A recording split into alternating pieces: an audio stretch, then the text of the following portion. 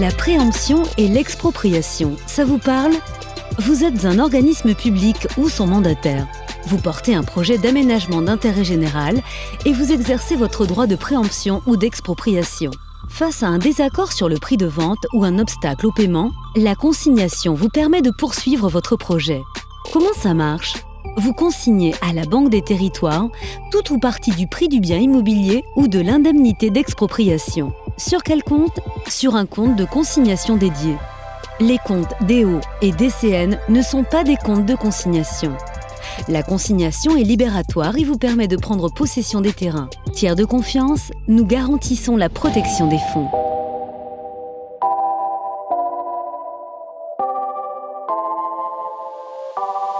Je suis Claude Berthelino, je suis directrice générale de l'établissement public foncier Provence-Alpes-Côte d'Azur. Quand nous accompagnons les collectivités, c'est pour des projets d'intérêt général. Je suis Madame Meyer de l'EPFL du Grand Toulouse et j'occupe le poste de responsable, entre autres, du domaine portage. On est là pour réaliser des réserves foncières en vue des futurs opérations d'aménagement.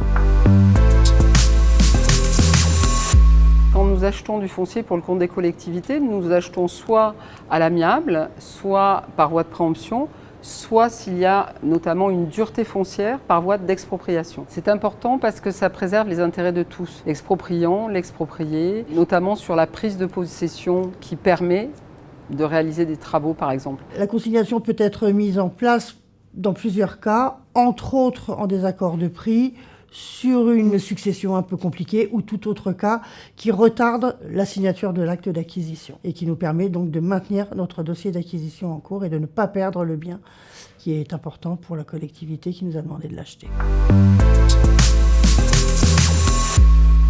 L'exemple, c'est notamment la rue d'Aubagne, qui a été célèbre à cause du drame qui est intervenu il y a un petit peu moins de 5 ans. Alors c'est un projet d'intérêt général pour maîtriser le foncier, en l'occurrence bâti et non bâti, issu pour partie de déconstruction, avec l'affaissement des immeubles, et donc avec une partie bâtie qui sera peut-être réhabilitée et en parallèle sans doute un traitement spécifique sur la dent creuse, qui sera sans doute un lieu mémoriel et un lieu avec tout ce qui tourne autour du recyclage, donc recyclerie sous toutes ses formes. Le plus gros projet pour le moment qu'on a réalisé, c'est le projet Grand Matavio. Il a fallu consigner sur ce projet puisqu'on n'a pas toujours été en accord avec les propriétaires vendeurs et que ça permettait de consolider le droit de préemption urbain qui nous était délégué par la métropole, entre autres puisque c'est un projet métropolitain. Ce projet a comme objectif une réhabilitation totale du quartier. On a entièrement pratiquement démoli tout ce qu'on a revendu à l'aménageur et maintenant ça va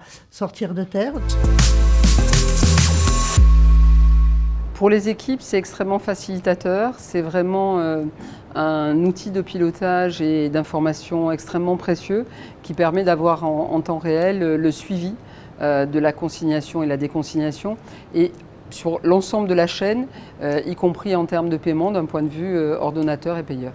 C'est beaucoup moins lourd pour nous et un suivi beaucoup plus précis.